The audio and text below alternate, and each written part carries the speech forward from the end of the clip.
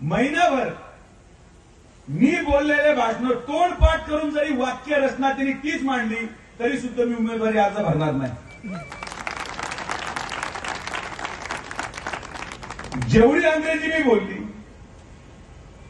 जेवढी हिंदी मी बोलली, तेवढ्या समोरच्या उमेदवारांनी मी तुम्हाला महिना देतो, पाठ करा, रात्रंदिवस पाठ करा आणि जर एकदम वाक्य रचना तशी केली तर अजून उमेदवारी भैया अर्ज भरायला 20 दिवस आहेत.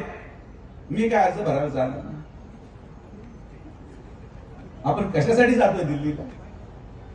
तिथे फिरायला जायचंय, तिथे अक्षरधामला जायचंय, तिथे वैष्णोदेवीच्या दर्शनासाठी मध्ये स्टॉप घ्यायचा आहे. आपण का दिल्लीला गेलं पाहिजे?